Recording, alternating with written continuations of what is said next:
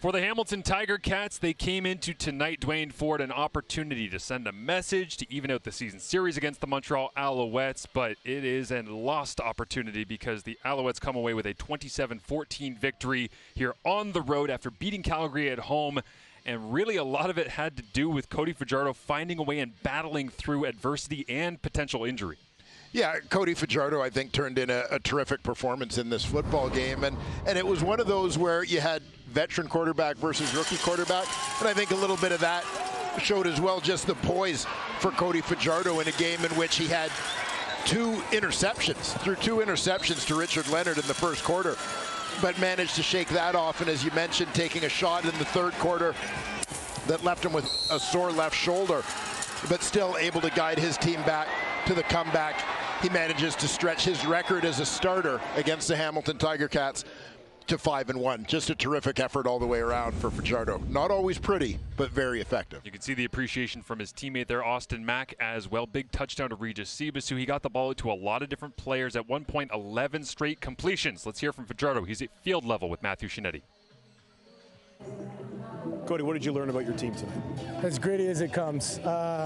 You throw two early picks and weren't as good as we wanted to in the red zone early on, but there was no panic on the sideline. We've seen that all year with this club. We're young, so these games are big for us, especially down the stretch, but I'm just excited. Anytime you come into this place and get a win, it's extremely hard to do, and so I'm proud of that locker room right now.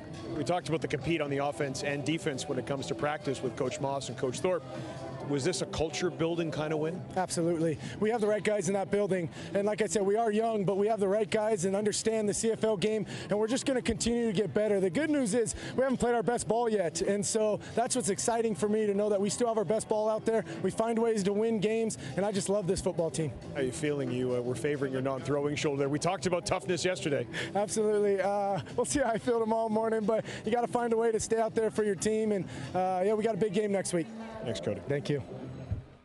Yeah, some of the pass efficiency numbers as the season has gone on, Dwayne, they've dropped a little bit week by week by week. They're not doing it the prettiest way possible, but they're finding a way. And if you want to grind it out, having William Stanback standing next to you is a pretty good idea if you're the Montreal Alouettes. Yeah, Stanback, I thought, had one of his most convincing performances since 2021. Obviously missing a big chunk of last year due to injury, but really looked like himself in this ball game.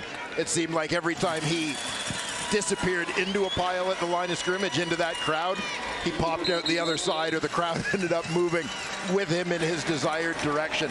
Big, strong, powerful runner, and yeah, it really seemed that there were times in this ball game that he imposed his will, and it really showed up at closing time when they needed to run out the clock, wear down the Tiger Cats, take away their opportunity to come back in this ball game. Stanback did exactly that. Not a lot of times you see in that highlight pack of William Stanback's evening here in Week 9 where his shoulder pads are not facing directly forwards. Thankfully for us, they are facing forwards towards our camera. Here's Matthew Shinetti.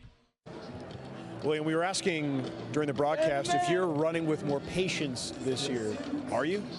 Yeah, just having the confidence coming out here and knowing what my guys up front are doing and just working with them, being on the same page, Just try to slow the game down for myself so I could be able to make the reads easier and to slow the game down for myself. And in terms of the whole team, what did you see in terms of patience from the offense and the way this team turned the game around, especially in that second half?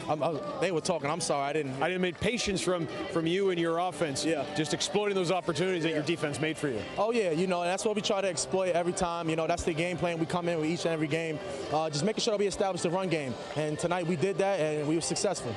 What's Sean Lemon bringing in terms of a leader? We can see what he's doing on the field, but I heard at one point when he came off, he kept saying to the offense, stay ready, stay ready, stay ready. Just leadership, and that's just more that we need in the locker room.